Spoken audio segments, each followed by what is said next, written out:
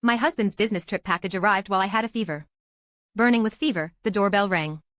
The delivery guy said, "Package for Mr. Harrison." I smiled weakly, thanking him before preparing to tease Ethan for being childish. I'd just texted him about my fever, and he'd already ordered medicine for me. But when I opened the package, my expression froze. Condoms and lube stared back at me, along with other items that made my head spin.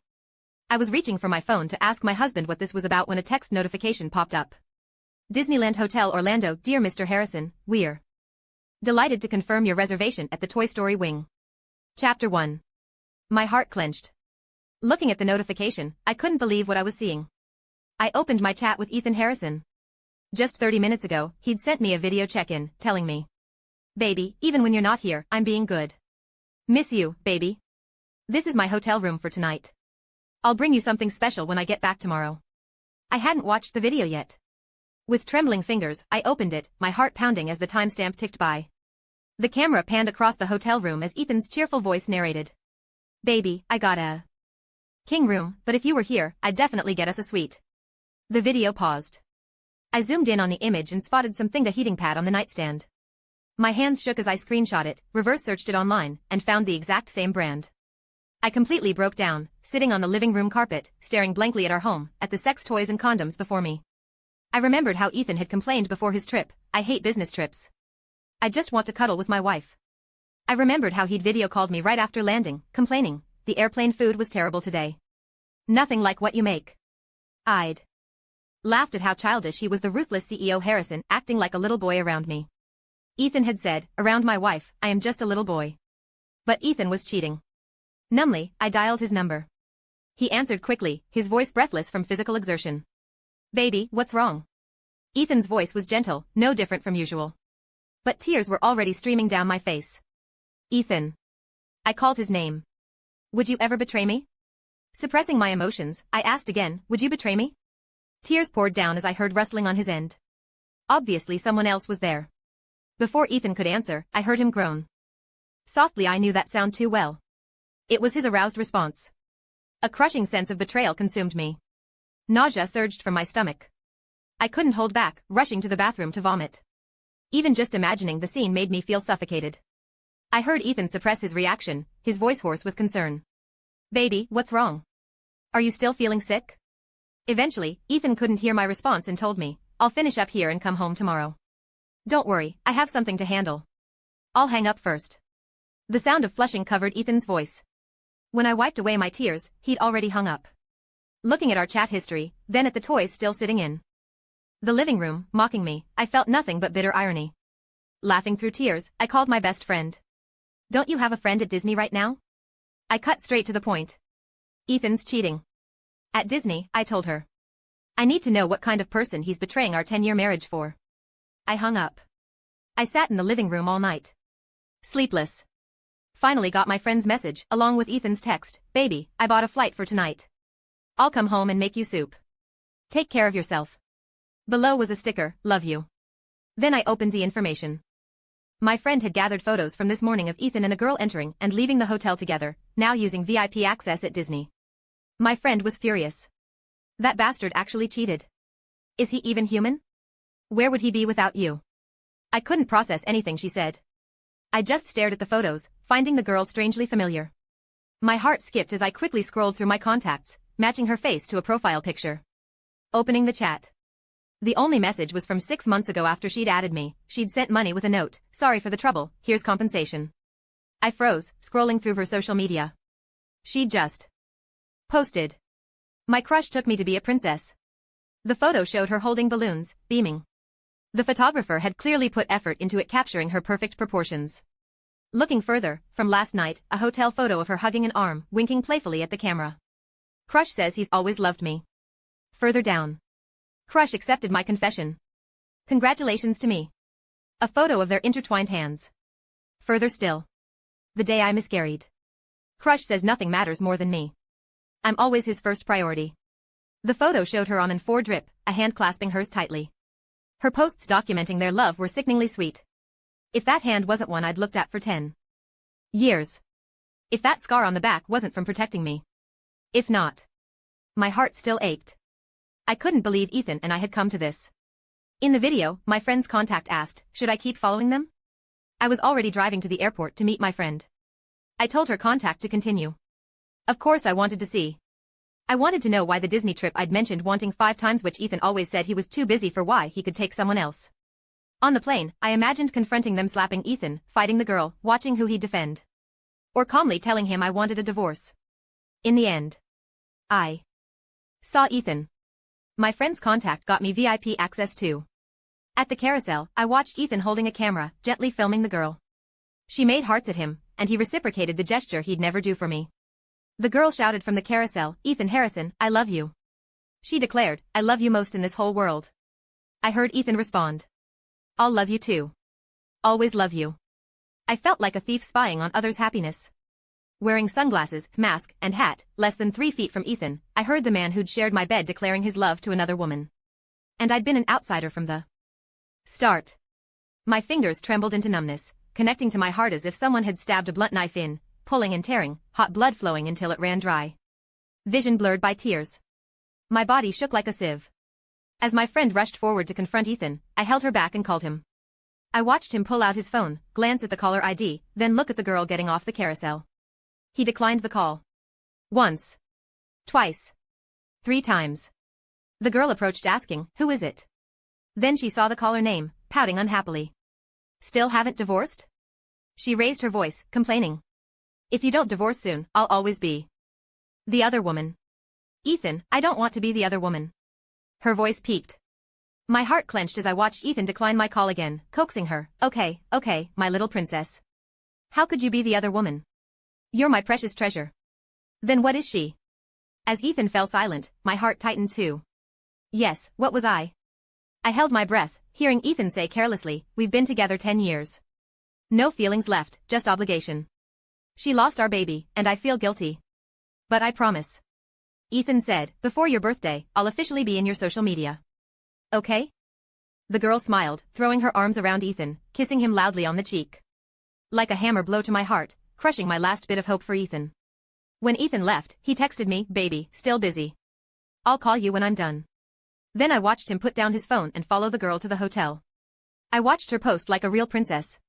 Her post showed her wearing a crown, extending her hand as a man kissed it.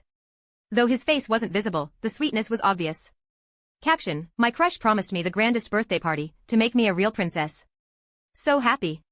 Looking at her post, I laughed bitterly, then took a photo at Disney and posted. 10 years together, still you by my side? The photo, me and my best friend.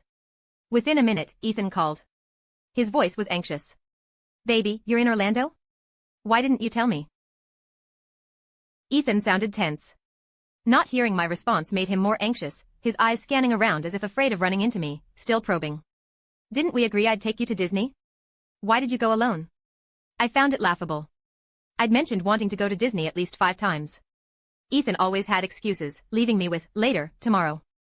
Ethan always said, "Baby, we have plenty of tomorrows, plenty of time.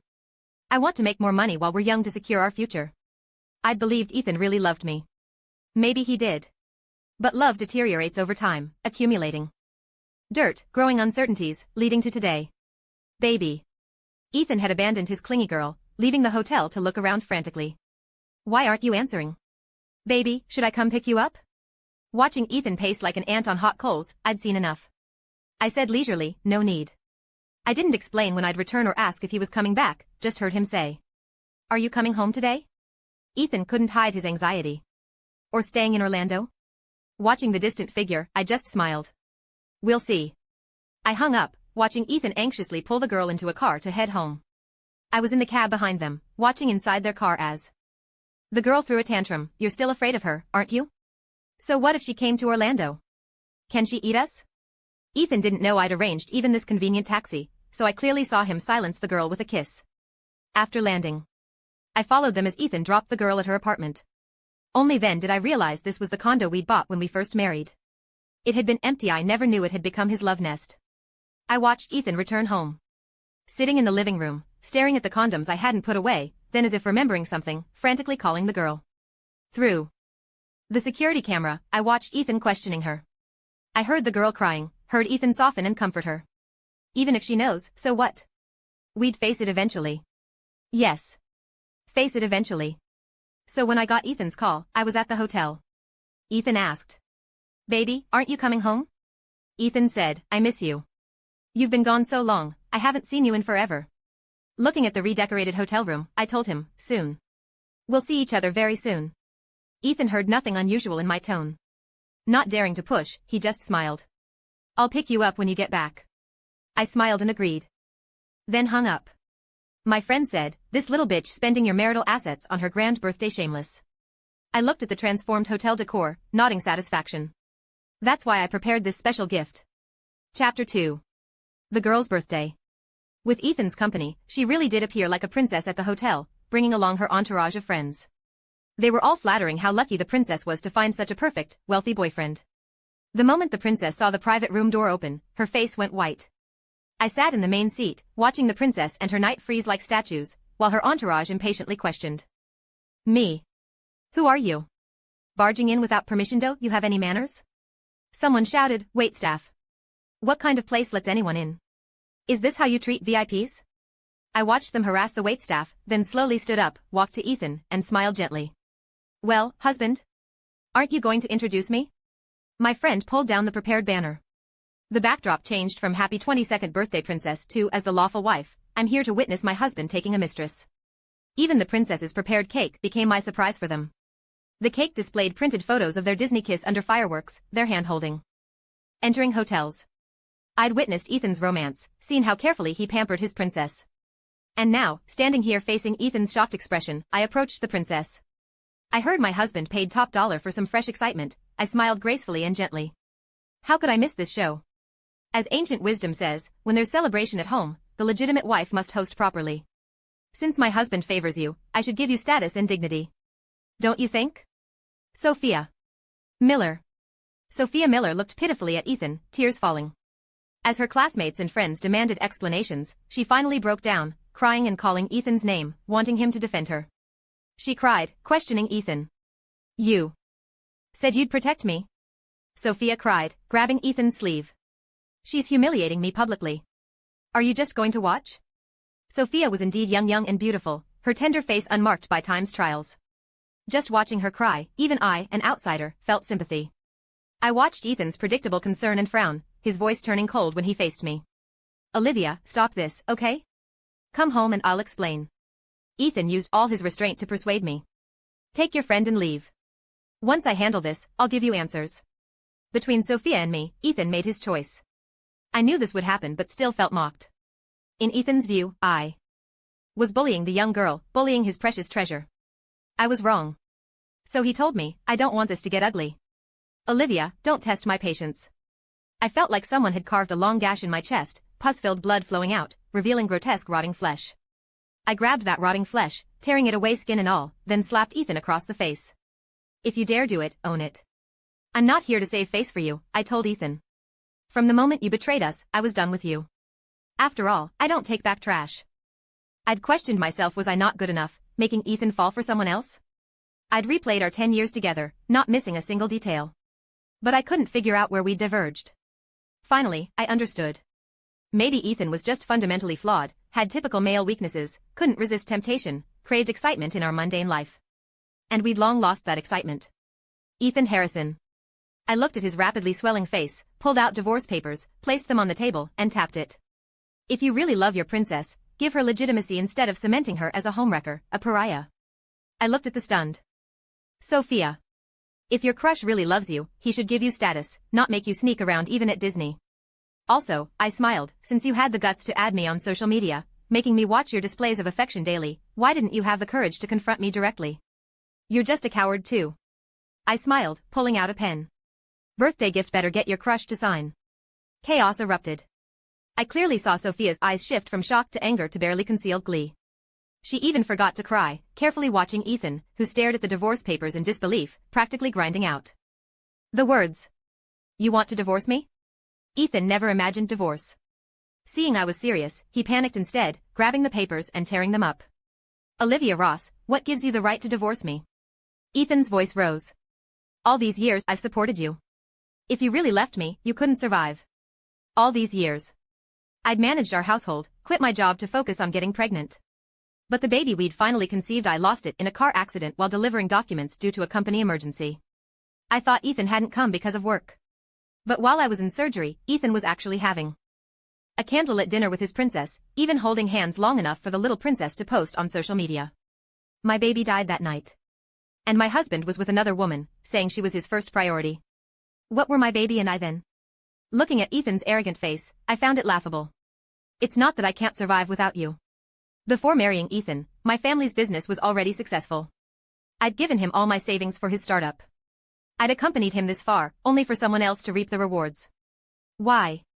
I looked at Ethan. Without the Ross family, Ethan Harrison, you're absolutely nothing. I watched Ethan clench his jaw. Sophia couldn't stand it anymore, rushing forward to push me. How dare you insult Ethan? If not for you, he'd have been fine. Sophia pointed at my nose, ranting. Ethan told Mayhay only keeps you as Mrs. Harrison out of nostalgia. Otherwise, why would someone old and ugly like you still occupy this position? Sophia wanted to continue, but I slapped her into silence. Hearing her mouth moving, I felt a crushing weight in my chest. Watching her continue her tirade, I slapped Sophia across the face. This time, Ethan completely lost it, grabbing my wrist. Are you insane? Ethan gripped my wrist hard enough to hurt, showing no signs of stopping. It's Sophia's birthday. I wanted to keep things civil. Since you won't accept kindness, I'm done playing nice. My slap had pushed Ethan completely to Sophia's side. Seeing Ethan defend her, Sophia immediately started crying. I know I interfered in your marriage. I know I'm wrong. But love doesn't follow rules. If love were logical, it wouldn't be love. I love Ethan Harrison, Sophia covered her face, shouting. If I'd been with him back then, I wouldn't have lost a baby like you did. Bitch. Say that again. My friend completely lost it, grabbing a chair to fight Sophia. You deserve everything for being a homewrecker. I watched my friend about to fight Sophia, held her back, and looked at Ethan. He was full of disappointment. I never imagined it would come to this. Ethan laughed coldly. You've really disappointed me. Olivia Ross, divorced then? He grabbed the pen from the table. Let's see how you survive without me. Ethan signed with a flourish. I took the divorce papers, looking at everyone in the room, and finally couldn't help laughing. Hope you two are locked together forever. Before leaving with the papers, my friend kicked over the table, shouting at Sophia and Ethan. Don't ever come out and hurt anyone else. Leaving the hotel, my friend was still raging. We let them off too easy. Disgusting couple, no karma at all. Why? I'm so angry. Listening to her anger, I felt oddly calm. In the time since discovering Ethan's affair, I seemed to have passed through that torturous withdrawal period, lost that initial unwillingness. Looking out the car window, I just told my friend. I prepared another gift for them. Sophia was still in college. A current student. Those at her birthday party were close friends, but not necessarily close enough to keep her secrets. So when Sophia thought she'd won, strutting back to school after a few proud days, she discovered everyone knew she was a mistress. The whole school pointed and whispered. Forums and posts spread the story of how I'd caught them. People confronted her directly. How's it feel being a mistress? We heard you landed a rich guy, just didn't know you were a homewrecker. Everything you have came from selling yourself, right? If not selling yourself, how else could you afford designer brands? Exactly. Since you're so rich, share some with us? Sophia was completely ostracized. She confronted her party friends, who just looked her up and down and said, what did they say wrong? Aren't you a mistress? I heard about Sophia from my friend, Karma. That little bitch got expelled. Went crying to Ethan. But she couldn't even see him. How long can passion and novelty sustain love? Ethan thought forever.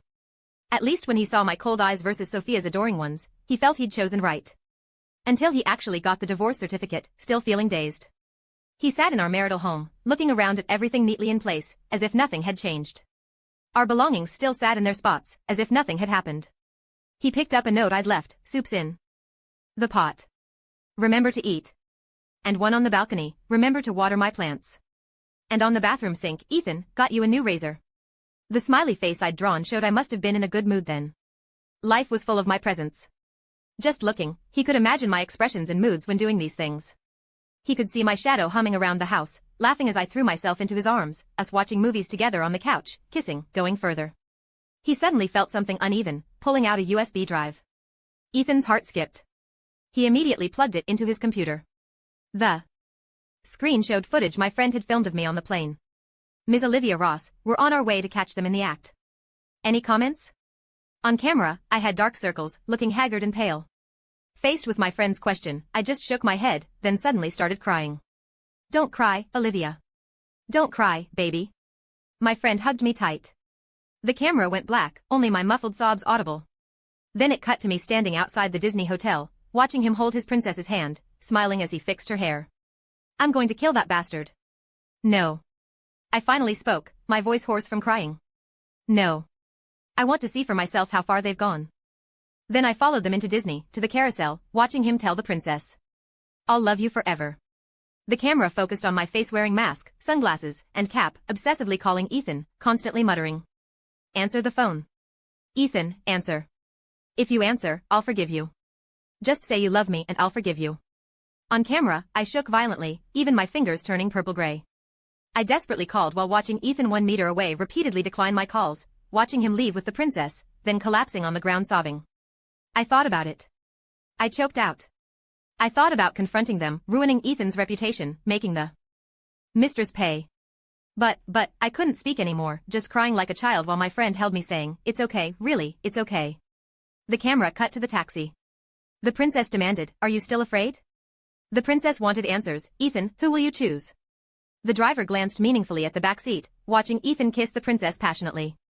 I'd lost the intense emotions from Disney, becoming calmer, speaking up. I've decided. I want a divorce.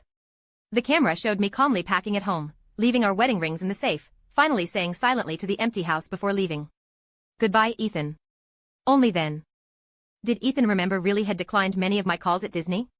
He remembered that strange call asking if he'd betray me. He'd thought I was delirious with fever, being clingy. But he'd been aroused by Sophia, completely ignoring my emotional state, just groaning and hanging up after hearing me seemingly vomit. While he and Sophia burned with passion all night, I cried all night.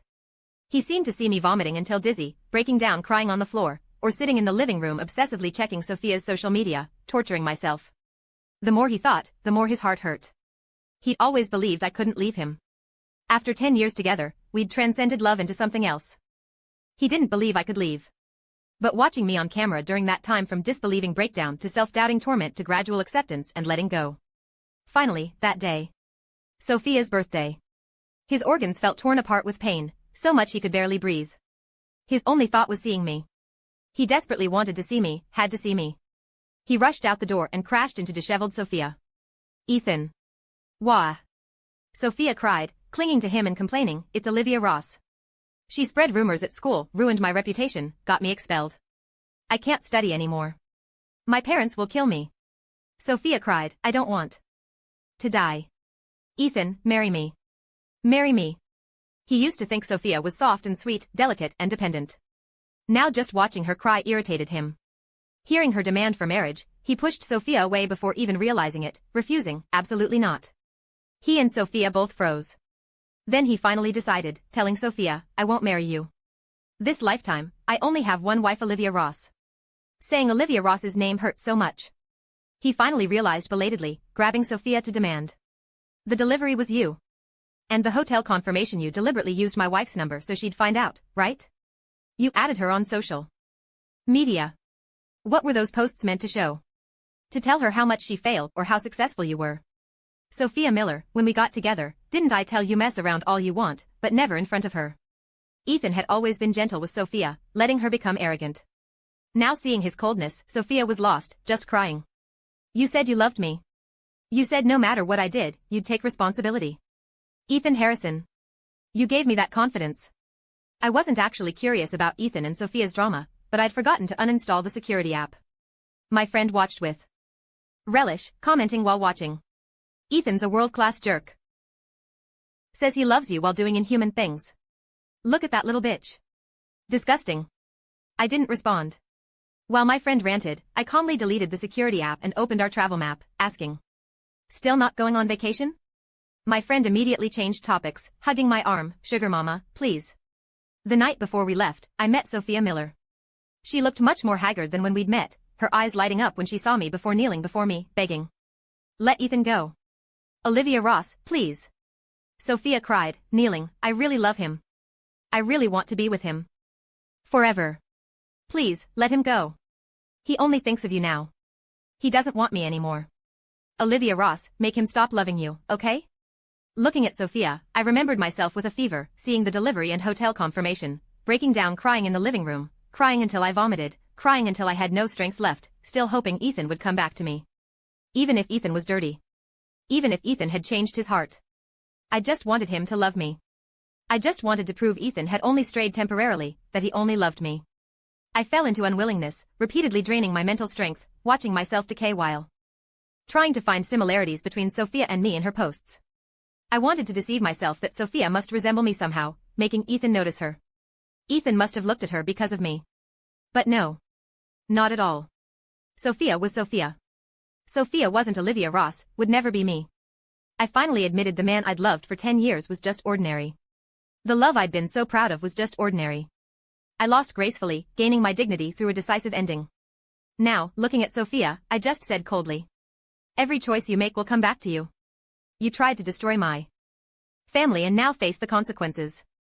I don't sympathize. You deserve it. As I turned to leave, Sophia chased after me, only to hear Ethan shout, "Sophia Miller."